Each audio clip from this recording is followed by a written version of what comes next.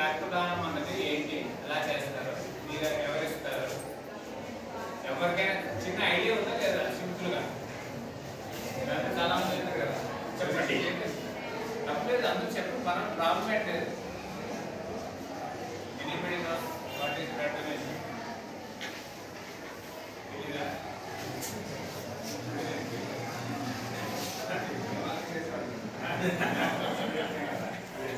So blood donation అంటే ఏం లేదమ్మా,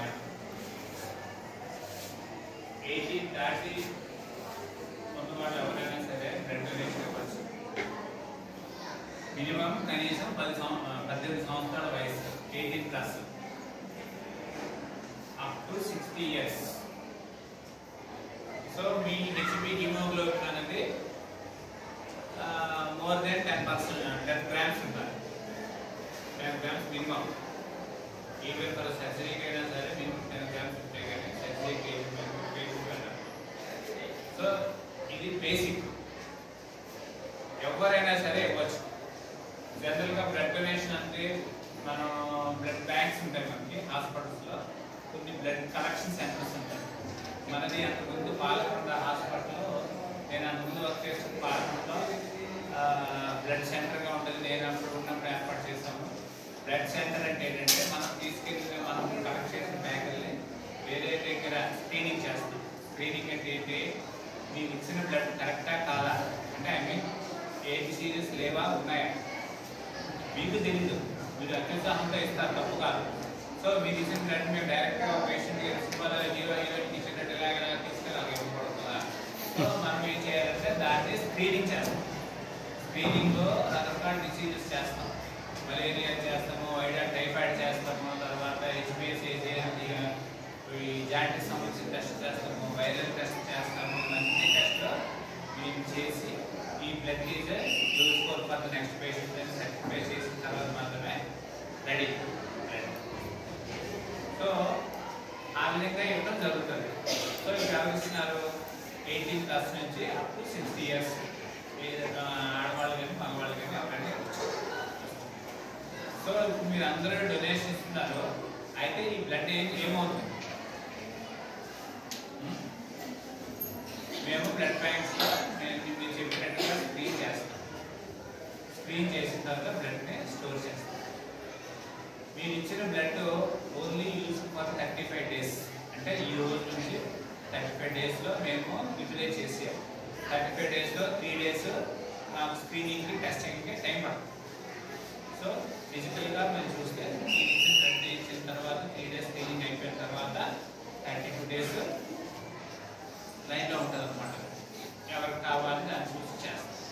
సో మీరు ఇచ్చిన బ్లడ్ తర్వాత యూస్ఫుల్, ఎవరికి ఇవ్వాలి అనేది ఫిజిషియన్స్ సజెస్ట్ చేసిన తర్వాత మీ బ్లడ్ డొనేషన్ బ్లడ్ బ్యాంక్ అయిపోవడం జరుగుతుంది. నెక్స్ట్ ఏంటి తర్వాత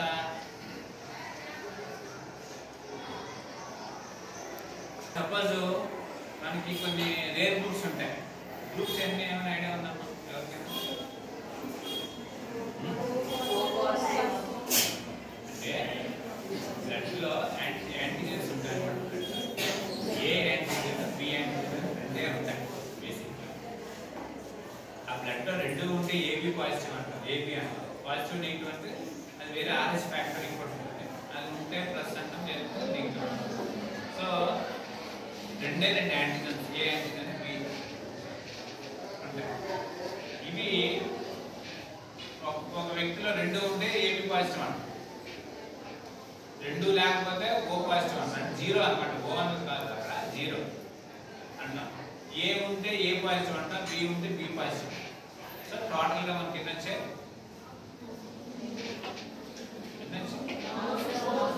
4. ఏ బి ఏ జీరో అంటే 4. సో ఇవి ఉంటే పాజిటివ్ లేకపోతే negative. So most common blood group is O positive. And పబ్లిక్లో అంటే మన జనాల్లోనే 85% ఓ పాజిటివ్, అంటే ఏ ఉండదు, బి ఉండదు. ఓకే, మోస్ట్ రేర్ గ్రూప్స్లో ఓ నెగిటివ్, అంటే అందులో ఏ యాంటీజెన్ లేదు, బి యాంటీజెన్ లేదు, ఆర్ఎస్ కూడా లేదు. Very good.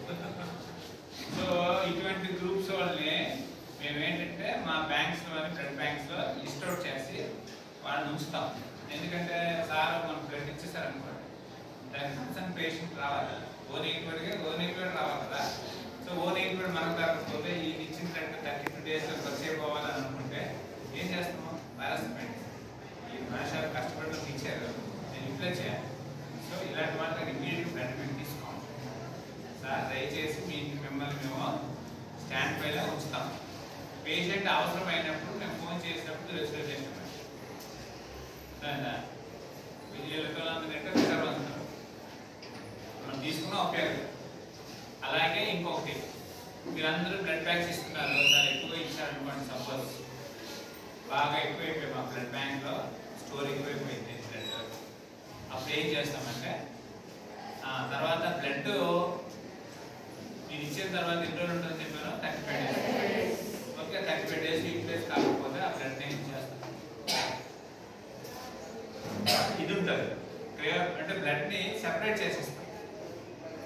బ్లడ్లో ఏముంటాయి అసలు? చెప్పండి.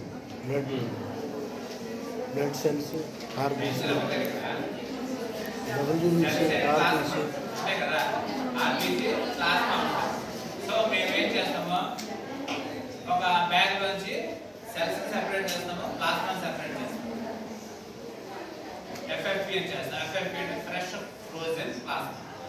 ఎఫ్ఎఫ్పి కింద సెపరేట్ చేస్తాము. బ్లడ్ సెల్స్ కూడా సెపరేట్ చేస్తే అది మాకు సుమారుగా 108 days వరకు కూడా స్టోర్ చేసుకోవచ్చు. అలాగే బ్లడ్ ఉన్న హోల్ బ్లడ్ అంటే డొనేషన్ ఇచ్చినప్పుడు, అంటే మేము పేషెంట్కి ఇచ్చినప్పుడు డాక్టర్ రాస్తాం. బాగా సివియర్గా ఎనీమిక్ అనుకోండి, gross anaemia less than 4 grams ఉందనుకోండి. సో వాళ్ళకి ఏమి ఇవ్వాలంటే ప్యాకెట్ సెల్స్ అంటాం. ప్యాకెట్ సెల్స్ అంటే ఈ ఆర్బీసీ ఉన్నాయి కదా, మీరు సెపరేట్ చేస్తారు. సెపరేట్ చేసిన ఆర్బీసీని మనము 108 days దాచుకోవచ్చు. సో ప్యాకెట్ సెల్స్ ఇస్తాం. ప్లేట్లెట్ తగ్గిపోయి ఇప్పుడు జనాలు ప్లేట్లెట్ అంటే అవి ఎఫ్ఎఫ్పీలో ఉంటాయి కాబట్టి ఎఫ్ఎఫ్పీ పేషెంట్స్ అంటే మీరు ఇచ్చిన బ్యాగ్ని 35 daysలో కాకుండా అయిపోతే యూటిలైజ్ అయిపోతే వెల్ అండ్ గుడ్, లేదనుకో సెపరేట్ చేసేసి ఎఫ్ఎఫ్పీ కింద ప్యాకెట్ సెల్స్ కింద వాడితే ప్యాకెట్ సెల్స్ కూడా పేషెంట్కి మనం వాడచ్చు. ఇప్పుడు నేను చెప్పి మేము రాస్తున్నాం ఎఫ్ఎఫ్పిని గ్రూప్లో సంబంధం లేకుండా ఇవ్వచ్చు. యాంటీజెన్ ఎక్కడ ఉంటుంది? ఆర్బీసీ ఎక్కడ ఉంటుంది? Red blood సెల్స్లో.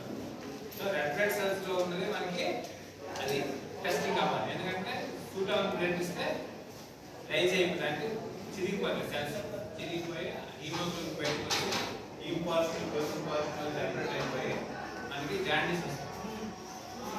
హీమ్ పాజిటివ్ కింద చిరిగిపోయి గ్లోబిన్ కింద, గ్లోబిన్ అంటే చిరిగిపోయి మనకి జాండీస్ వల్ల రావడం జరుగుతుంది. సో బ్లడ్ కానీ బ్లడ్ కాంపోనెంట్ ఇది packet cells and FFP. So FFP ఇచ్చినప్పుడు ఏమన్నా క్రాస్ మ్యాచింగ్ అంటే టెస్టింగ్ అంటే ఈ గ్రూప్ నేను ఏ పాజిటివ్ బి పాజిటివ్ ఎఫ్ఎఫ్పి ఏ గ్రూప్ అని ఉండదు. ఎఫ్ఎఫ్పి డైరెక్ట్గా పేషెంట్. సో నెక్స్ట్ ఇంకేంటి తర్వాత మీరు మీ వరకు వస్తే మీరు బ్లడ్ ఇప్పుడు ఒక డొనేట్ చేశారు కదా, తర్వాత నెక్స్ట్ ఎప్పుడే వచ్చు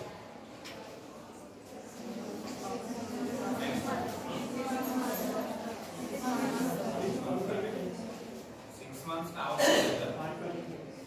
యాక్చువల్గా 3 days 3 months అంటే 90 days తర్వాత ఇవ్వచ్చు. యూ కెన్ గివ్ అనమాట. బెటర్ సార్ చెప్పినట్టు 120 days to 4 weeks 4 months. So ఎందుకు ఇది వచ్చింది?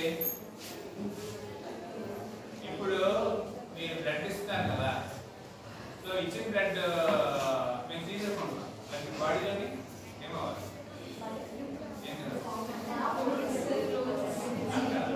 చేస్తారు చేస్తారని చేస్తారు అంటే మీరు ఏదో ఫ్రూట్ తింటారు నాకు బ్లడ్ వచ్చిస్తుంది ఏమవుతుంది? అసలు మీ బ్లడ్ సెల్స్ బాడీలో తయారవుతున్నాయి. తయారైన తర్వాత ఏంటి? What is happening?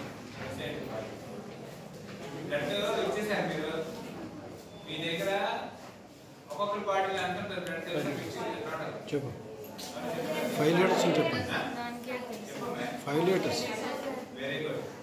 4.5 to 5 liters, maximum 5.5 liters వరకు మగాళ్ళలో అంటే 10%. So 4.5 to 5.5. అసలు బ్లడ్ డొనేషన్ చేసినప్పుడు ఎంత బ్లడ్ చేస్తారు తెలుసు మీకు?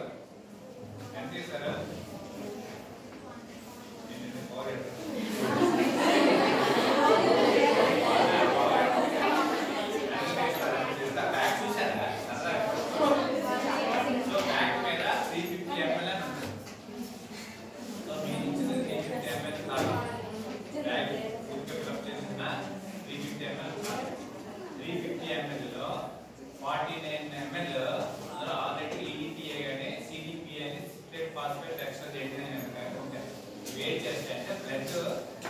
క్లాట్ అయిపోకుండా కాపాడుతుంది.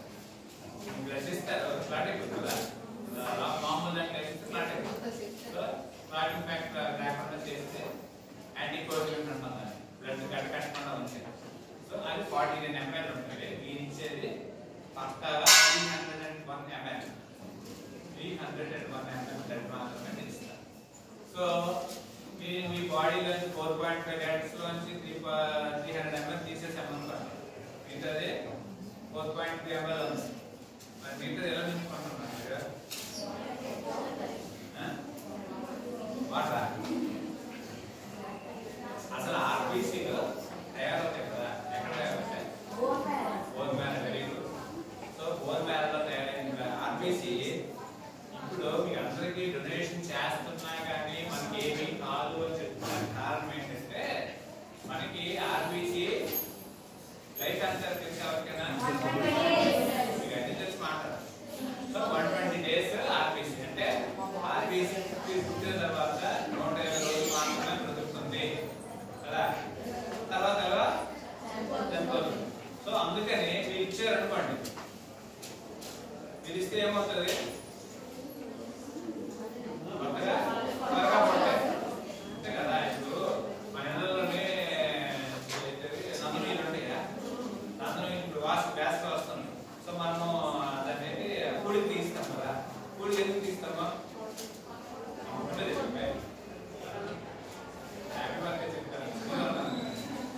సరే ఎందుకు తీస్తామా?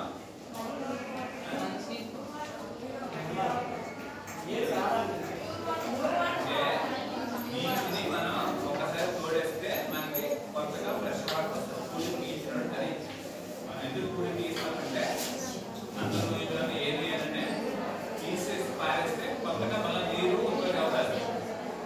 సో ఆ నీరు మంచిది. సో మీరు ఇవ్వడం వల్ల సెల్స్ వెళ్ళిపోయినాయి కదా, 300 ml బ్లడ్ బయటకి వెళ్ళిపోయింది. సో బయటకి వెళ్ళిపోవడం వల్ల బ్రెయిన్ సిగ్నల్ వెళ్తుంది. సో ఎంఐలో 300 ml బ్లడ్ పోయింది కాబట్టి బ్లడ్ సెల్స్ కి ఎక్కడికి వెళ్తుంది?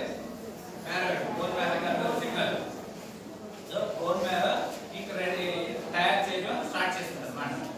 లేదనుకో ఎంఐలో బ్లడ్ 4.5 లీటర్స్ ఉంది, ఇప్పుడే మనం ఎందుకంటే మాట్లాడుకుంటాం అంతే కదా. సో మనం బ్లడ్ ఇవ్వడం వల్ల మీ నెంబరు నేను కొన్ని టైమ్స్ బ్లడ్ ఇస్తే మనకి చాలా యాక్టివ్గా ఉంటుంది తెలిసిన. మనము బాడీ అంటే ఎంత హుషారుగా ఉంటామంటే మీరు ప్రాక్టికల్గా ఇచ్చిన తర్వాత దాన్ని ఫీల్ అవుతుంది. ఓకేనా. సో బ్లడ్ డొనేషన్ ఉంది ప్రాణదానం కాదు, మనకి కూడా ఆరోగ్యకరం. సో ఎవ్రీ 4 months మనం బ్లడ్ ఇవ్వడం లేడీస్ అయితే అదొకటే, లేడీస్కి కాదు. ఇన్ జనరల్ ఏంటంటే డిసీజ్ పర్సన్స్ ఇవ్వకూడదు, ఫీవర్తో సఫర్ అవుతున్న ఇవ్వకూడదు, టీవీ కానీ బ్లడ్ డిజార్డర్స్ ఉంటాయి, సికిల్స్ ఎనీమియా లేకపోతే తర్వాత టీబీ పేషెంట్లు ఇలాంటి మిగతా వాళ్ళందరూ కూడా ఇవ్వచ్చు. బీపీ పేషెంట్స్ ఫీవర్తో సఫర్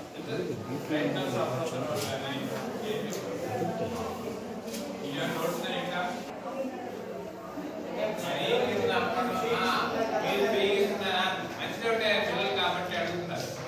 అది ఎవరు చేస్తారంటే ఈ అమ్మాయి మంచి క్వశ్చన్ మాది గవర్నమెంట్ 100% తర్వాత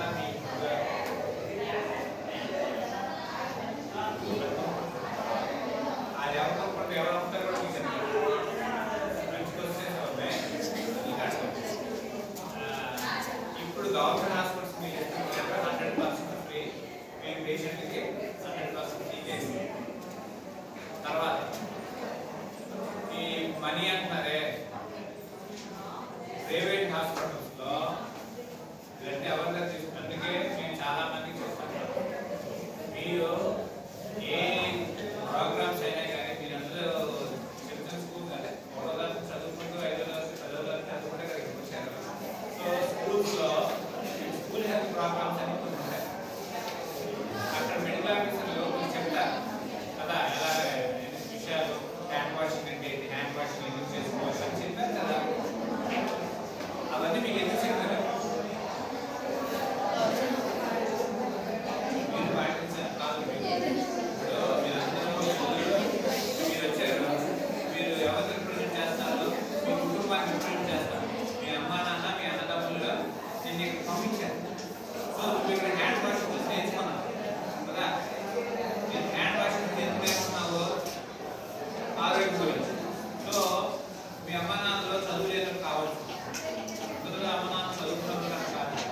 సో చదువు లేదని అంటారు. వాళ్ళకి తల్లిదండ్రులకి అమ్మ నేను ఇక్కడ స్కూల్లో నాకు అక్కడ చెప్పారు, ఈ విధంగా మనం చేస్తే మనం ఆరోగ్యంగా ఉంటామని చెప్పడానికి పిల్లల్లో ఎక్కువగా స్ట్రెస్ అంటే ఎడ్యుకేషన్ చేస్తారు గవర్నమెంట్. అర్థమైందా? సో ఇది మెయిన్ కాన్సెప్ట్. పిల్లలకి ఎందుకు చెప్తారంటే స్కూల్ హెల్త్ ప్రోగ్రామ్స్ అని ఎన్డీడీ అని నేషనల్ అవార్డు పవన్ మార్కులు ఎందుకు వేస్తారు? కడుపులో నిలుపురులు పడాలి. నిలుపురులు ఎందుకు వస్తాయి? ఫుడ్ వెళ్ళిపోతాయి. అందుకని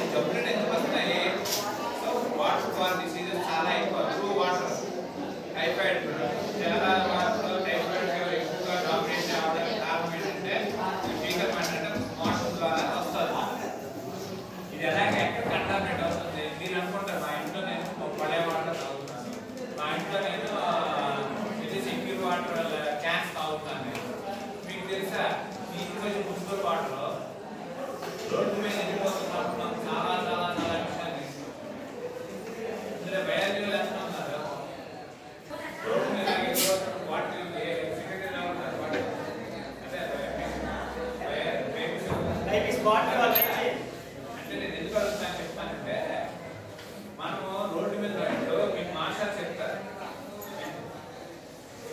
ప్లాన్స్ లో ఇన్ఫ్రాస్ట్రక్చర్ ఉంటుంది కదా, సర్వీస్ లోనే infrastructure what type of infrastructure hand కోరిక ఏంటి ఇవన్నీ ఉన్నాయి. నేను ఎప్పుడు చెప్తాను అంటే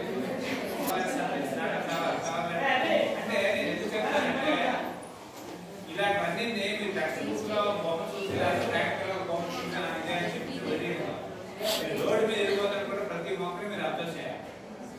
ఈ ప్లాంట్ లో ఏ టైప్ ఆఫ్ కవర్ ఉంది అలా చేస్తేనే మీరు నేర్చుకోగలుగుతారు.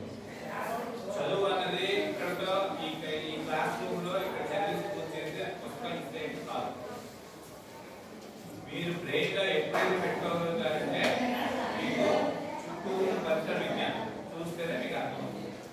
ఏదైనా సరే ఏ ఫీల్డ్ అయినా సరే మనం చుట్టూ చూస్తున్న దాంట్లో మనం నేర్చుకుని ఏమైనా ఉన్నా కదా. సో ఇవన్నీ ఎందుకు చెప్తానంటే రోడ్డు మీద ఈ అమ్మాయి కొడాయి ఉన్నాయి, కొడాయి ద్వారా ఆంధ్రాయి కొడాయి పట్టించేది, కొడాయిలో మంచి వాటర్ వస్తుంది పబ్లిక్ అందరికీ తెలుసు. మున్సిపాలిటీ కొడాయి పంపుతాడు, మున్సిపాలిటీలో యాభై క్లీన్ చేసి వాటర్ డోనేషన్ చేసి మనకి వాటర్ పంపిస్తారు. ఆయన ఆఫీసులో వాటర్ అక్కడి నుంచి ఇంటికి వస్తుంది కొడాయి కదా. ఎలా వస్తుంది? గొట్టాల ద్వారా వస్తుంది. గొట్టాల మీరు ఎప్పుడైనా రోడ్డు మీద చూసారు లేదు, ఎక్కడ కూడా ఎక్కడ మగిలిపోయాం రోడ్డు మీద ఇలాగా వస్తుంది. ఆ మగిలిపోయి రోడ్డుకి ఇంకోటి ఎవరైనా పూజేయడం ఏదో చేస్తాయి, లేకపోతే కొబ్బరి ఏదో ఒకటి సంథింగ్ జరుగుతుంది. అప్పుడు ఏంటో అక్కడ ఆ నీరు ఈ వాటర్ గొట్టల దగ్గర కంటామినేట్ అయిపోతుంది. మున్సిపాలిటీ చేసిన తప్పు కాదు. మున్సిపాలిటీ అంటే గవర్నమెంట్ తప్పే లేకపోతే కణాలు ఏమైనా ఉండాలి. తర్వాత మా వాటిని విమర్శించిన తర్వాత సో ఆ విధంగా కంటామినేషన్ జరిగే మనకి ఈ రోజుల్లో టైఫాయిడ్ ఇవన్నీ వస్తుంది. టైఫాయిడ్ ఎలా వస్తుందంటే బ్యాక్టీరియా స్టమక్లోకి వెళ్ళిపోయి ఫీకల్ మ్యాటర్ ద్వారా అక్కడ బయటకి టైఫాయిడ్ వైరస్ అది అలాగా జరుగుతుంది. అంటే కంటామినేషన్. అలాగే మనం అనుకుంటాం ఈ సెక్యూర్ వాటర్ ప్లాంట్స్ ఉన్నాయి కదా పాటిల్స్ క్యాన్స్ అవి కూడా 100% పక్కా కంటామినేట్ సెక్యూర్ వాటర్ కాదు. ఎందుకంటారా మేము విజిట్ చేసినప్పుడు ఎక్కడ పడితే అక్కడ ఈ ప్లాంట్స్ లోనే వాటి ఫిల్టర్స్ మార్చాలి.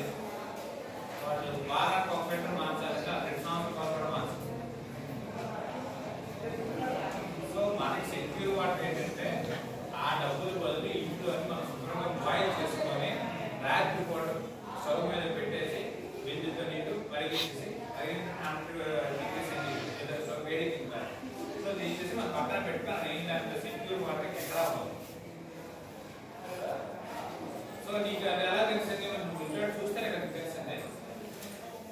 అది తర్వాత ఈ అమ్మాయి చెప్తారు డబ్బులు. సో ప్రైవేట్ హాస్పిటల్స్ లోని ఎక్కువగా ఎంకరేజ్ చేయకూడదు ప్రైవేట్ హాస్పిటల్స్ తెలుసా మీకు? తాగుడు చాలా సర్వరోగాలు ఉన్న ఇస్తారు. వాడికి ఆ పూటకి డబ్బులు కావాలి మందు కొట్టడానికి. అది అంటారు ప్రైవేట్ హాస్పిటల్కి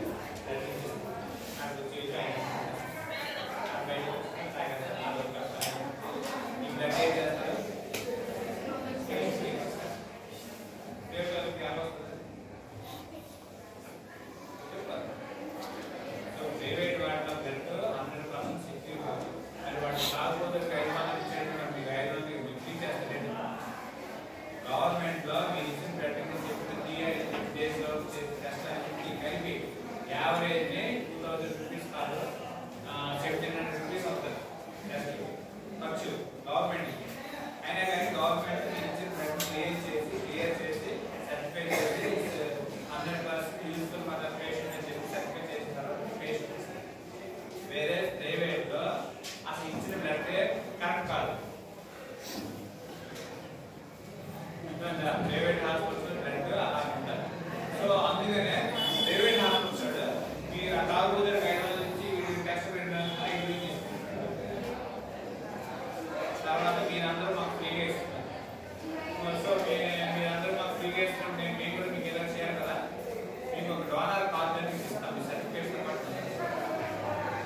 so donor card is valid for 3 months. ఆ కార్డు మీ దగ్గర ఉంటుంది. ఆ కార్డు సో ఆ కార్డు పట్టుకొని ఎవరైనా మీ పక్కింటి వాళ్ళకి ఎవరికైనా కావాలనుకుంటున్నారు అంటే జనరల్ గా మీరు బ్లడ్ ఇచ్చినా కూడా మా సార్ అంతే కదా. ఎంతోమంది పేరెంట్స్ మీరున్నారు పిల్లలు మీరందరూ కలిసి మాకు బయట తీసుకున్నారు. మాకు హాస్పిటల్లో మాకు ఎన్ని రోజులు వస్తుంది యావరేజ్ మా హాస్పిటల్ రోజు 3 రోజులు మిగులుతుంది. సో ఆ విధంగా చూసుకుంటే 10-15 రోజులు మాకు మీరు ఇచ్చిన బ్లడ్ ఖర్చు. సో జనరల్ గా గవర్నమెంట్ హాస్పిటల్స్ మేము ఏమంటామంటే రీప్లేస్మెంట్ అంటాం. రీప్లేస్మెంట్ అంటే మీరు ఇస్తే మేము ఇస్తామని. మీరు పాలు తెచ్చారనుకోండి. ఈ అమ్మాయి ఉంది ఆ పక్కన అకౌంట్లో పాలు ఈ అమ్మాయి వచ్చేమో నాకు పాలు పట్టుకెళ్తాం అంటే ఈ అమ్మాయి డొనేషన్ ఇచ్చినట్టే కదా. సో ఆ పాలు పట్టుకొని మా దగ్గర తెస్తే మేము మా అమ్మకి ఇంకేం అడుగుతాం అంటే ఈ అమ్మాయి ఇచ్చినట్టే ప్యాకెట్ కాదా. సో బ్లడ్ అంటే రీప్లేస్మెంట్ కదా. మేము వాళ్ళకి కావాల్సినట్టు మేము ఇస్తాం. గవర్నమెంట్ సెక్టర్ లో జరుగుతుంది. ఇంకా అంటే రీప్లేస్మెంట్ మేము అడుగుతాము. ఇప్పుడు అందరూ నేల రీప్లేస్మెంట్ పేదలు వస్తాడు అర్జెంట్ మిమ్మల్ని తీసుకొస్తే కదా నేను నెల బ్లడ్ చూసేయాలి కదా. అటువంటి కండిషన్